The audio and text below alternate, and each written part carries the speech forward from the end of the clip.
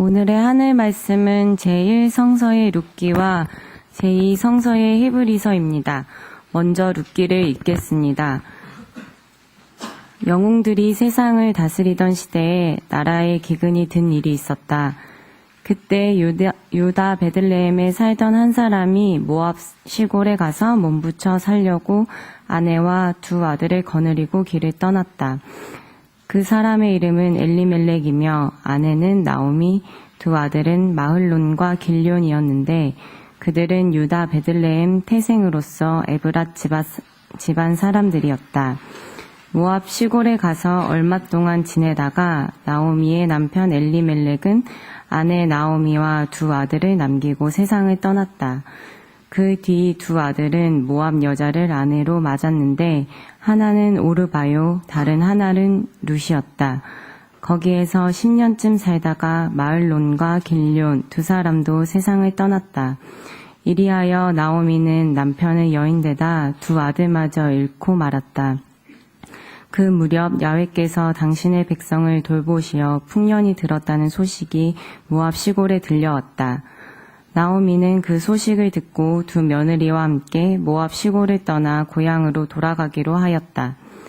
나오미는 두 며느리를 거느리고 살던 고장을 떠나 유다 지방을 향하여 길을 떠나다가 두 며느리에게 이제 친정으로 돌아들 가라고 하며 이렇게 말했다.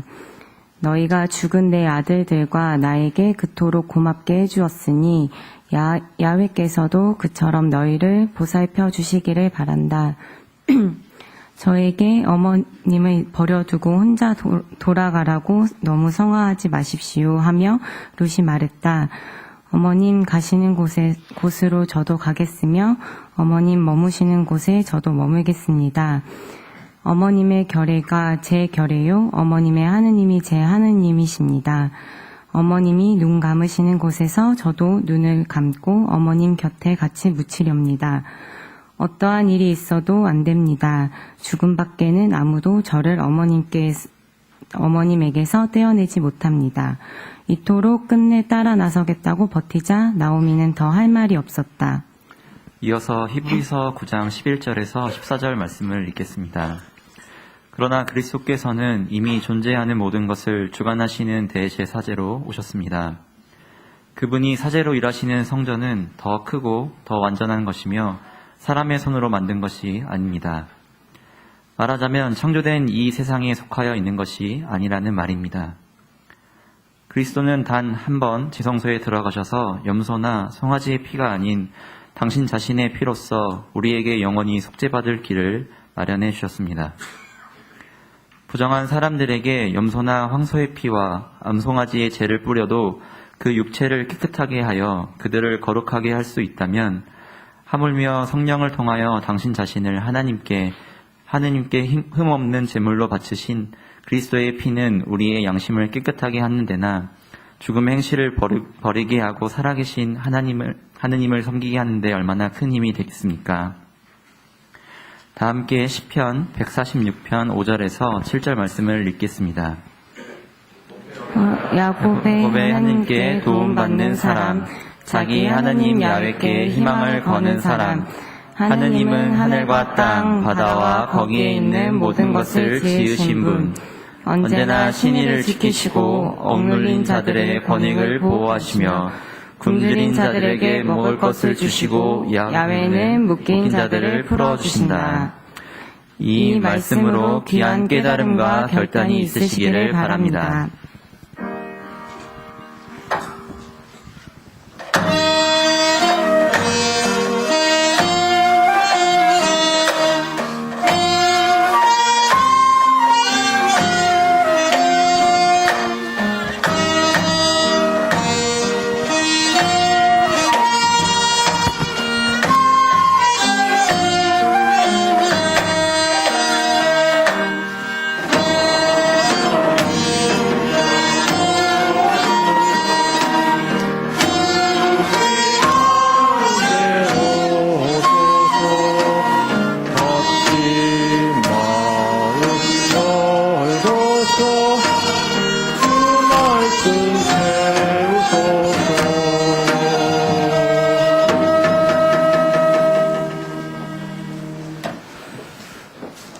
복음서의 말씀입니다.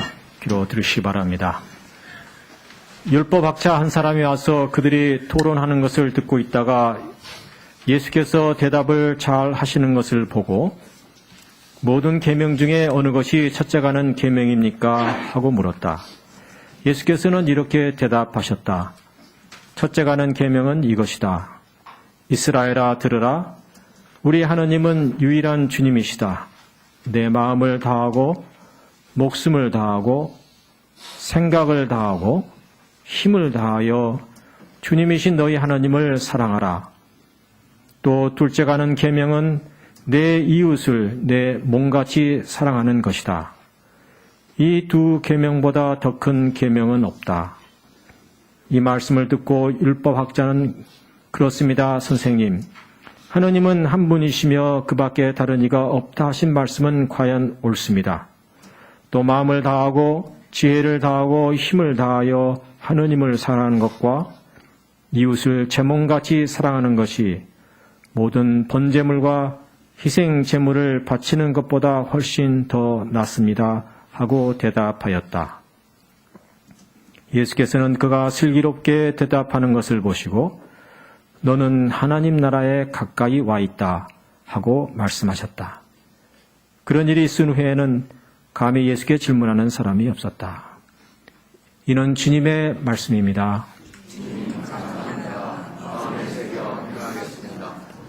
네, 앉으시기 바랍니다.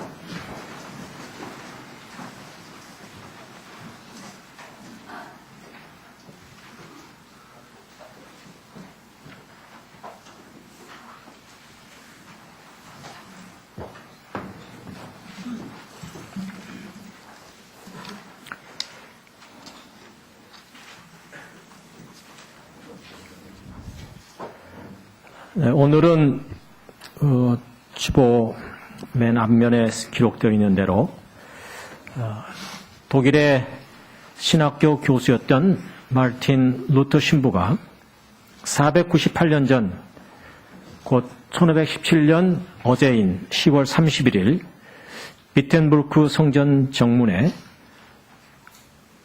당시 하늘보다 높다던 로마 교황청의 부패한 권력에 저항하여 95개의 신학 질의서를 붙인 날을 기념하는 주일입니다.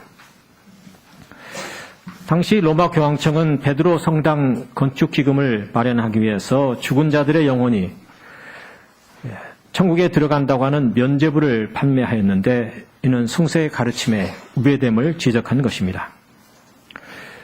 이 루터의 질의서는 당시 이탈리아를 중심한 르네상스라는 인문주의 운동, 독일 영주들의 지방 분권화 운동과 농민들의 혁신 운동이 함께 맞물리면서 유럽 사회의 지각을 뒤흔드는 거대한 혁명으로 발전하게 되었는데 이를 서구권에서는 리포메이션, 개혁이라 부르는데 우리나라에서는 여기에 종교라는 단어를 붙여서 종교개혁이라 이렇게 부릅니다. 그런데 우리말 번역 종교개혁은 두 가지 점에서 문제가 있습니다. 첫째는 이미 언급하였다시피 이 개혁은 단순히 종교 영역에만 머문 개혁운동이 아닙니다. 당시 중세 가톨릭은 종교라기보다는 유럽 전체를 지배하고 있었던 거대한 정치 권력 체제였고 사회, 문화, 인간의 사고, 영혼의 운명까지도 지배하던 거대한 이념 체계였습니다. 곧 500년 전에 일어난 개혁운동은 유럽 전체를 뒤흔든 거대한 역사 변혁 운동이었으며 인간의 내면 세계까지도 지배함으로 결국 인간을 노예화했던 신절대 중심 세계관에서부터 개개의 인간들이 자유롭게 생각하고 비판하기 시작한 인간 상대 중심 세계관으로 바뀌어가는 세계와 인간 사고의 근본 변혁 운동이었습니다.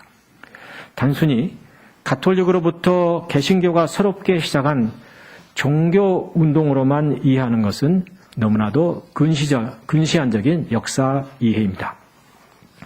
두 번째, 이 종교개혁이란 단어가 유럽에서 불린다면 어느 정도 타당성을 가질 수 있겠지만 우리나라와 같이 여러 전교가 존재하는 다종교 사회에서 종교라는 일반 명칭을 붙이는 것은 이웃 종교인들로부터 개신교의 오만함으로 오해될 소지가 있습니다.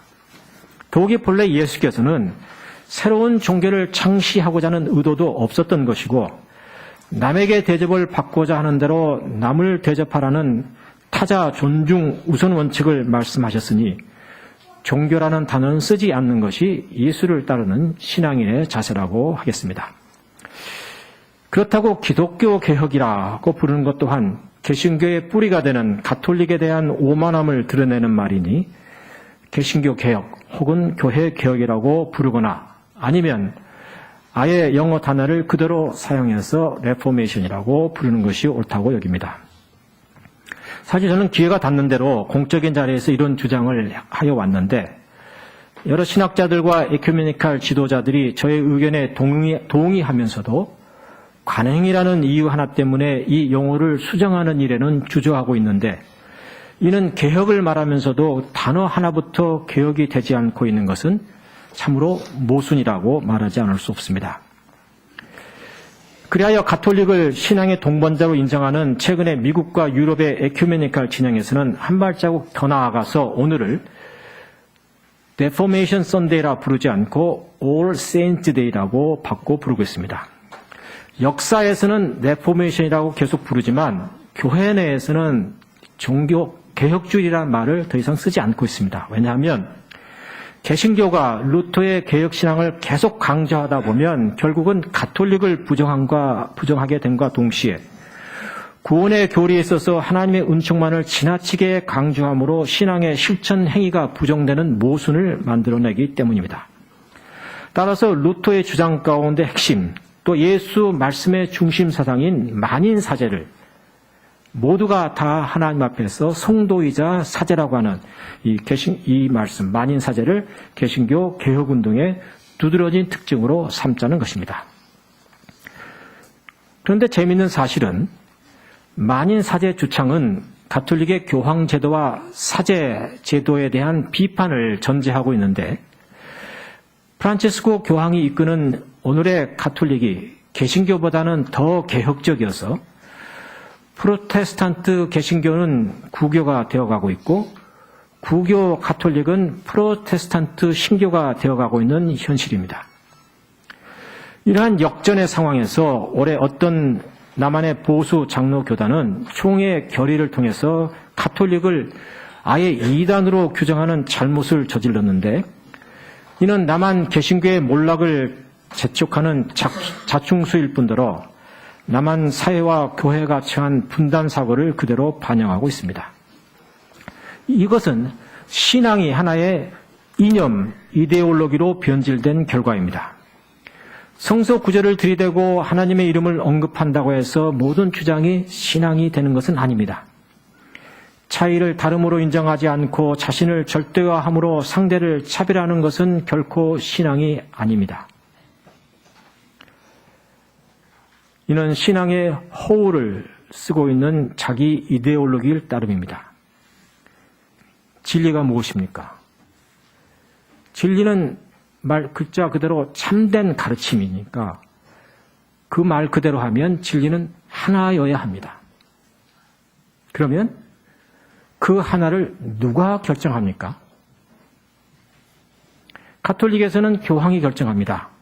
물론 교황 뒤에는 이를 뒷받침하고 주관하는 추기경의 교리 규부나 또 주교회의가 있습니다. 그럼 개신교는 누가 결정합니까? 각각의 교단들이 결정합니다.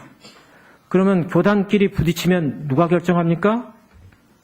대법원이 결정합니까? 교리 문제는 개입하지 않습니다. 개입할 수도 없습니다.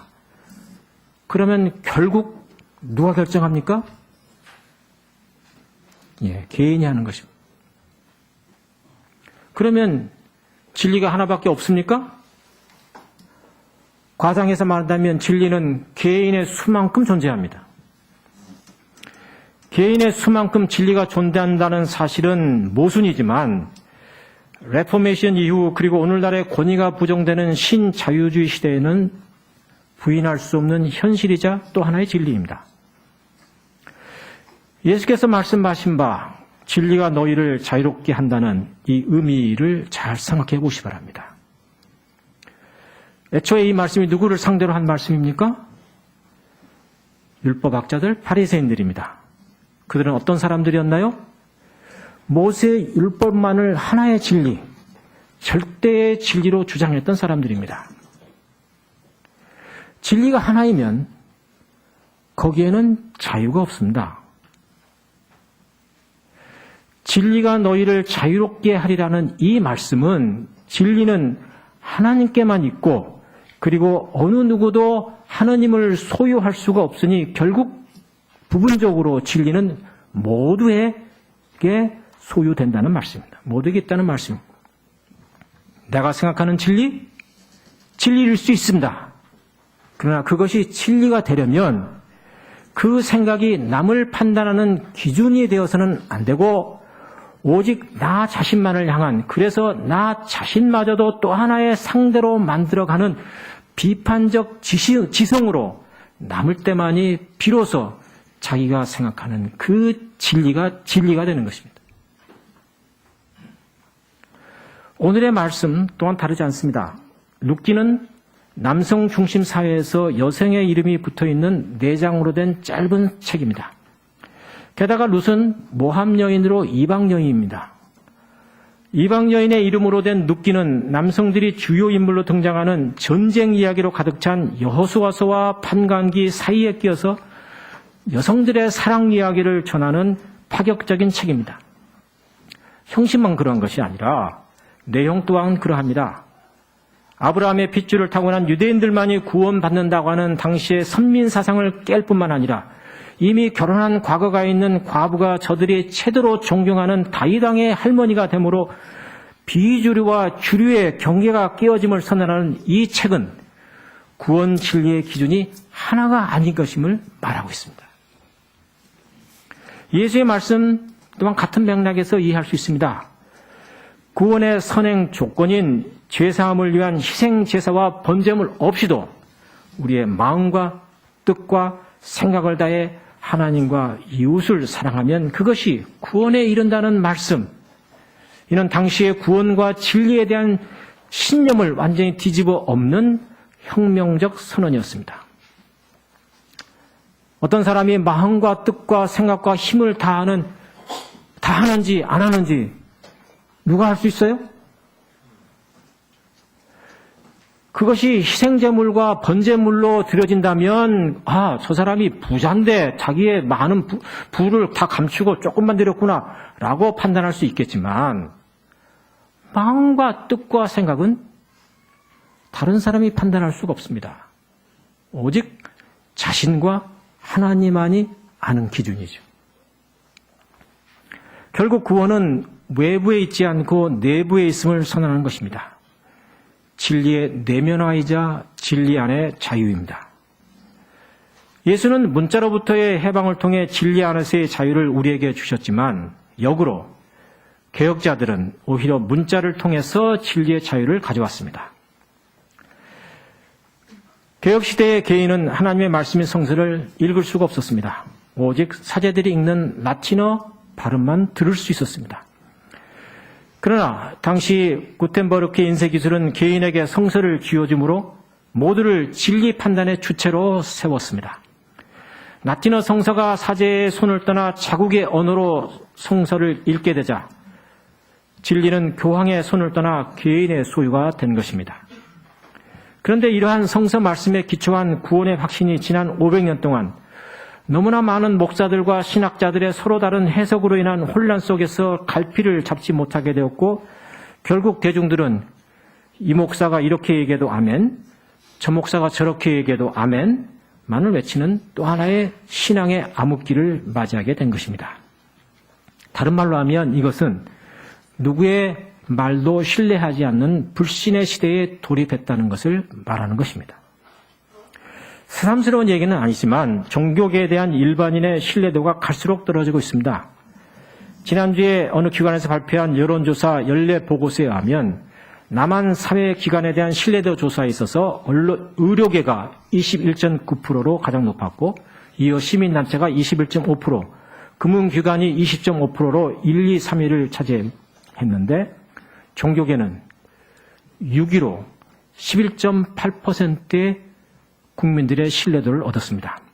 문제는 의료계는 신뢰가 떨어져도 병이 들면 찾아가기 마련이고 금융기관도 신뢰도가 떨어져도 장사를 하려면 돈을 빌려야 하더니 거기 가야 합니다.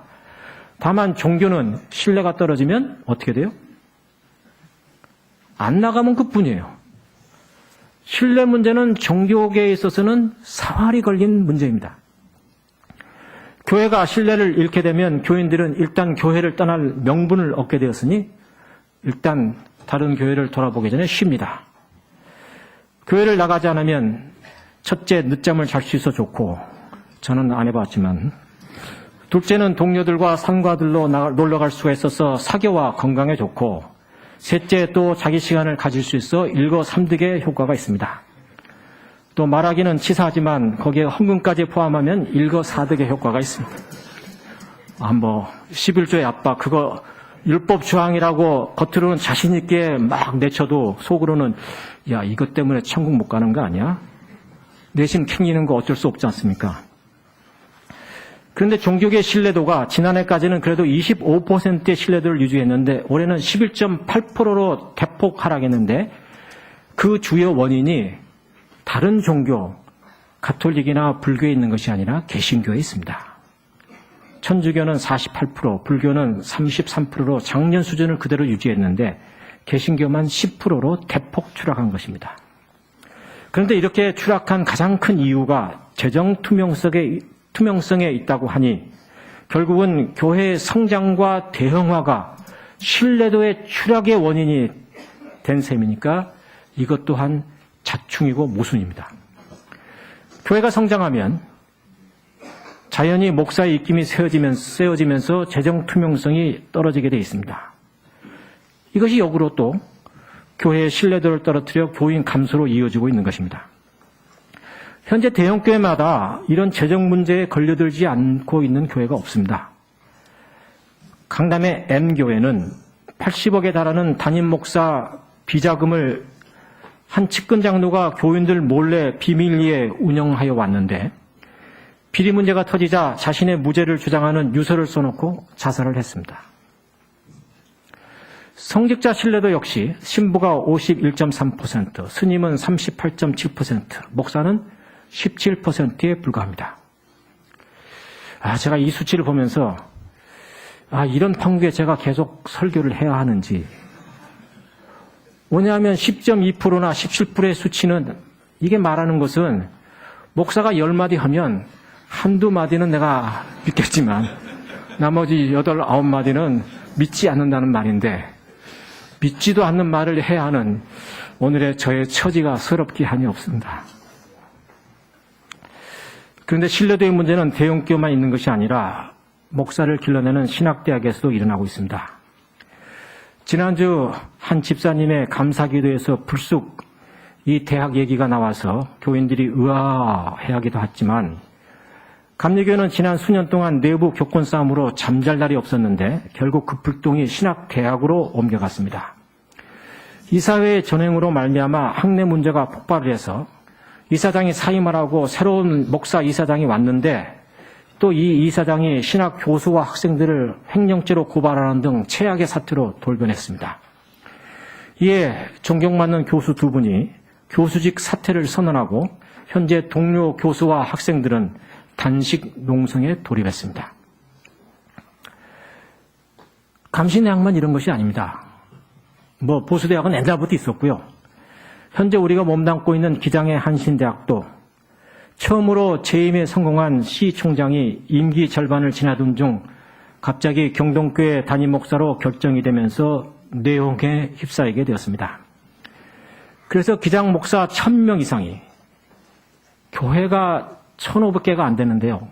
목사 1000명이 한신대학 개학을 요구하는 서명을 지금 이미 마쳤습니다. 1000명 이상이. 게다가 한 노회는 며칠 전 만장일치로 결의를 해서 총장의 즉각 사임과 총장 중도 하차에 대한 이사회의 문책을 요구하기에 이르렀습니다. 기장 안에서는 매우 이례적인 일입니다. 그간에 잠겨있던 부조리에 대한 불만이 터져나오고 있습니다. 저는 제 얼굴에 침 뱉기지만 어차피 이런 다 알려진 상황이 됐으니까 말씀을 드리는 겁니다. 문교부가 일부 대학을 정리하기 위해서 여러 압박을 놓고 있고 구조 조정에 직면한 여러 지방대학 또 한신대 학내 문제가 그리 간단한 문제가 아니지만 그래도 객관성과 투명성이 요구되는 신뢰도 우선의 일들이 있습니다. 예를 들면 청와대 권력의 입김이 들어간 문교부가 교수회의에서 추천한 1순위 총장 후보자를 제치고 2순위 후보자나 혹은 제3의 후보자를 선택하는 잘못을 행하는 것은 이 권력에서만 일어나는 것이 아니라 한신대학에서도 교수를 뽑는 일에서 이런 일들이 여러 번 일어났습니다. 오래전 일입니다마는 교수회에서 1순위로 추천되었다가 낙마하자 이에 실망한 본교회 출신인 한 목사는 지금 교계를 떠나 잠적 상태에 들어가 버렸고 또 가까운 우리가 잘 아는 한 선배 목사도 몇 년 후에 이런 일을 겪은 후에 교계와는 발을 끊고 현재 시민단체에서만 일하고 있으며 최근에 똑같은 일을 겪은 한 후배 목사도 그 후유증으로 한동안 고통스러워하는 모습을 지켜보았습니다.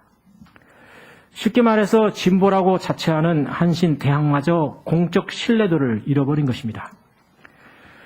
총장에게 최후 결정권이 있다 하더라도 자신의 선택에 대해 설명을 하면서 객관성과 과정의 투명성을 보장해야 옳았다 저는 보는 것입니다. 이런 일이 계속 반복된다면 어떤 교수들이 공들어가면서 추천 작업을 하겠습니까? 아예 처음부터 최종 결정권자인 총장이 알아서 하십시오라고 맡기고 말죠. 그런데 윗물이 맑아야 아랫물이 맑다는 말과 같이 지금 남한 땅이 이러한 과정의 투명성에 있어서 아주 추락의 길을 걷고 있습니다. 국가투명도는 김대중 노무현 정부 때 세계 17인가까지 올라갔었는데 지금은 43위로 추락을 했고요. 부패지수는 아시아 최하위입니다. 지금 정부 강요를 뽑는 기준이 무엇입니까? 경력입니까? 능력입니까? 검찰총장이든 대법원 판사든 누구든 자리가 나면 언론에는 몇 명의 물망자들이 이렇게 떠오르죠. 그러나 결정은 청와대가 하는데 기준은 뭐예요? 청와대 권력에 누가 더 순종형인가? 어느 여왕의 수첩에 이름이 있는가 없는가? 이것이 뽑는 기준입니다. 객관적 기준과 과정의 투명성은 이미 지나간 옛 얘기일 따름입니다. 오늘 우리가 함께 읽은 시편 146편의 말씀은 이렇게 말합니다. 너희는 권력가들을 믿지 말라. 사람은 너희를 구원할 수 없으니 숨 한 번 끊어지면 흙으로 돌아가고 그때는 모든 계획 사라진다. 그러면서 하느님은 억눌린 자들의 권익을 보호하시며 굶주린 자들에게 먹을 것을 주시고 묶인 자들을 풀어주신다고 말합니다. 아까 종교 신뢰도 설문조사를 말씀드렸습니다마는 거기 응답자들은 남한 사회가 시급하게 해결해야 할 문제로 거의 반이 빈부격차의 해소를 꼽았고 가장 소중한 사회적 가치로는 공평과 평등을 꼽았습니다. 지금 국정교과서 소동으로 인해 노동 문제가 뒷편으로 밀려나 있습니다마는 노동계약법에 대한 관심 또한 우리가 놓쳐서는 안 됩니다. 노동계약 철폐를 위한 비정규직을 위한 국민투표 우리 교회에서 지난주에도 시작하고 있는데 여러분 모두 참여하시기 바랍니다. 지난 목요일 저녁 비가 부슬부슬 내리는 가운데 253번째 목요 촛불 거리 기대가 여의도 새누리 당사 앞에서 열렸습니다. 거기에는 이미 3,000일 8년 넘게 거리에서 투쟁하고 있는 콜트콜텍 기타 악기 회사의 부당 해고 노동자들이 농성을 하고 있었습니다. 이분들이 최근 이곳으로 농성장을 옮긴 이유는 김무성 대표가 노동악법을 제안하면서 콜트콜텍의 예를 들어 이 회사들이 문을 닫은 것은 강경노조 때문이다 라는 이미 대법원에서부터 허위로 판결이 난 새빨간 거짓말로 또다시 이분들을 모독하였기 때문입니다. 근 한 달째 단식 농성 중이신 방정훈 지원장은 말합니다. 지난 9년 동안 나는 나의 아들, 딸들이 중고등학교를 졸업하고 대학을 다니는 동안 저들을 경제적으로 도와주지 못했습니다. 못난 아비가 되었습니다. 그럼에도 불구하고 이 투쟁을 계속하는 것은 내 아들, 딸들이 노동자로 일하다가 부당해고를 당함으로 또다시 못난 어미, 못난 아비가 되는 일을 방치할 수는 없기 때문입니다. 지난번 하늘뜻 펴기 시간에도 말씀드렸습니다마는 지금 국정교과서를 채택하고 있는 나라가 북조선과 방글라데시 등 몇몇 국가에서만 시행되고 있습니다. 종북이 북조선을 따라 하는 행위를 두고 하는 말이라면 지금 박근혜 씨가 밀어붙이는 국정교과서 제도는 북조선을 따라가는 종북의 행위입니다. 자라나는 학생들의 머리를 재단해서 하나의 획일 집단으로 만들겠다는 생각은 그건 독재로 나아가는 척길입니다. 히틀러의 나치스 정권이 집권을 하자마자 착수한 첫 사업이 무엇이었는지 아십니까? 우리는 지난번에 일제가 조선을 침략한 이후에 가장 첫 번째로 한 것이 우리가 역사 정리였다는 것을 배웠습니다. 나치스 또한 마찬가지였습니다. 독일어 사전 변경 작업이었습니다. 당시 널리 애용된 독일어 사전의 국가사회주의, 곧 나치스에 대한 정의는 구구적인 독일의 한 정당의 세계관이라고 되어 있었는데 히틀러가 총리가 된 1934년 개정판에는 국가사회주의 나치스에 대한 개념이 이렇게 설명되어 있습니다. 독일 민중의 해방을 가져온 세계관, 피와 땅, 충성과 전우애라는 근본 개념에 기초하고 있다. 라는 설명입니다. 이 해석에 기초해서 당시에 국정교과서 역사 교육을 받은 독일의 젊은이들은 히틀러의 개가 되어 수백만의 유대인들을 가스실로 보내 학살하고 전 세계를 대상으로 참혹한 세계대전을 일으켰습니다. 국정교과서는 인간을 개나 권력의 로봇으로 만드는 비인간화의 작업입니다.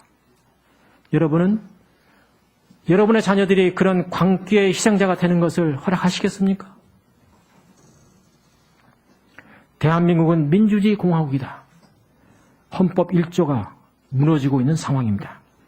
역사학자 90% 아니 거의 전부라고 할 만큼 이 땅에 모든 지식인들이 반대하고 있습니다. 민이 주인됨을 부정하는 독재 행위입니다. 친일과 독재를 미화하는 일은 역사 수정이 아니라 역사 부정입니다. 아니 이는 과거의 자신을 스스로 부정하는 일이기도 합니다. 박근혜 씨가 2005년 1월 한나라당 대표 시절 신년연설에서 뭐라고 얘기했습니까? 역사에 관한 일은 국민과 역사학자의 판단이다. 어떤 경우든 역사를 정권이 재단해서는 안 된다. 이게 박근혜 씨 자신이 불과 10년 전에 한 공적 발언입니다. 자기의 신념을 스스로 부정하는 것, 자기의 원칙을 스스로 부정하는 것은 정신분열증 환자에게서 일어나는 증세입니다. 정신분열증 환자가 아니고서는 이 땅 대부분의 종교인들과 학자들과 교수들과 교사들이 반대하는 일을 밀어붙일 수는 없습니다. 요즘 젊은 사람들은 이해하지 못하겠지만 저희들 젊은 시절 70년대 박정희 독재 시대에는 대중가요도 검열을 받았습니다. 오늘날 전 국민적 대중가요라고 말할 수 있는 긴밤 지새우로 시작하는 아침 이슬은 물론이고 이거 다 검열에 걸려서 노래가 사라졌습니다.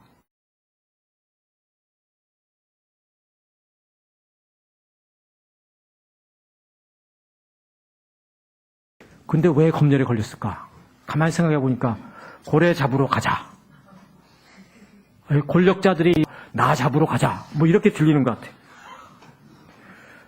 대중가요가 이 정도였으니 문학이나 연극과 같은 예술계에서 어떤 일이 벌어졌는가는 가히 짐작할 수 있습니다. 그런데 이런 일들이 또다시 재현되고 있습니다. 권력에 순응하지 않은 기관장 교체나 예산 삭감은 물론 이미 예정된 공연은 물론이고 하고 있는 공연마저 취소하고 있습니다. 한 교우께서 페이스북에 이런 글을 남겼습니다. 예술을 검열하고 제 입맛에 맞게 재단하려는 권력은 망한다. 예술은 태생적으로 혁신적이다.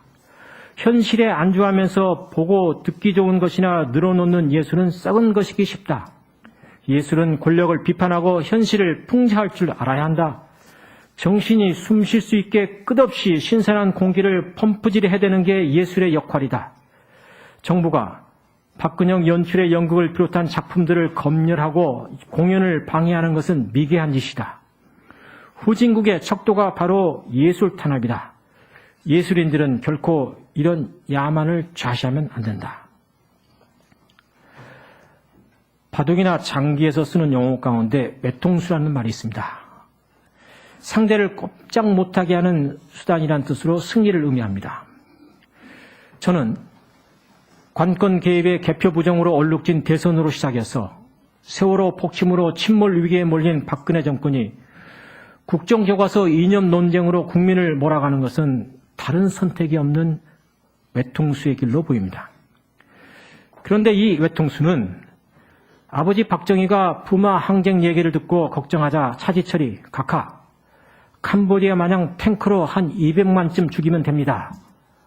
라고 말하자 회심의 미소를 띄우고 나서 곧바로 김재규 정보부장의 총에 맞아 운명을 달리하였듯이 이 정권의 승리를 보증하는 외통수가 아니라 죽음을 향한 최후의 몸부림으로서의 외통수입니다. 몰락을 자처하고 있는 이 정권이 이제는 다른 선택은 없습니다. 국정교과서를 죽기 아니면 살기로 밀어붙이고 있지만 천심이 민심을 이긴 정권은 역사 일에 없습니다. 게다가 우리는 4.19와 광주항쟁과 그리고 부마항쟁, 6월 항쟁의 승리를 경험한 시민들입니다. 자유시민들입니다. 사람들이 다친다는 것입니다. 네팔의 히말라야에 가면 8,000m가 넘는 고봉 10개가 있습니다. 9개가 있습니다. 그런데 이보다 낮은 7,000m가 되지 않는 마차추레스 산이라고 있는데 그 산은 신성한 산으로 아무도 오르지 못하게 되어 있습니다. 다 오를 수 있는데 그 산은 못 오르게 되어 있습니다. 무엇을 의미하는 것일까요? 권력이 왜 몰락하는가? 정상에 올라서 그 위에 있는 또 하나의 바위를 올라서려고 하기 때문입니다. 사실 박근혜 씨는 역사 문제는 건들지 않았어야 했습니다. 지혜가 조금이라도 있었다면 어찌되었든 자신이 청와대 안주인이 되었던 것으로 만족하고 그대로 물러서는 것이 자신뿐만 아니라 아버지의 명예에도 도움이 되는 일이었습니다. 그러나 권력이라고 하는 것은 이렇게 끝까지 만용을 부리도록 유혹하는 것입니다. 꿀이자 동시에 독입니다. 이제는 가만히 두어도 스스로 쓰러지게 되어 있습니다. 왜냐하면 순리가 아닌 영리의 길을 걷기 때문입니다. 정상 꼭대기에 있는 바위는 올라가는 길은 있어도 내려오는 길은 없습니다. 무너지는 수밖에 없습니다. 다만 안타까운 것은 이로 인한 불필요한 국력이 소비된다는 것이요, 내부 다툼으로 상처만 깊어진다는 것이요, 세계인들의 놀림감으로 전락한다는 것이 부끄러울 따름입니다. 지난주 우리는 한국 전쟁으로 말미암아 결혼한 지 한 달 만에 뱃속에 아이를 남긴 채 헤어졌다가 65년 만에 백발이 성성에서 만난 이순규, 오윤세님의 눈물 어린 상봉의 장면과 대화를 들었습니다. 남쪽의 아내가 묻습니다. 사랑이 뭔지 알아? 알아. 뭐야? 젊은 남녀가 만나 평생을 함께 살아가는 것.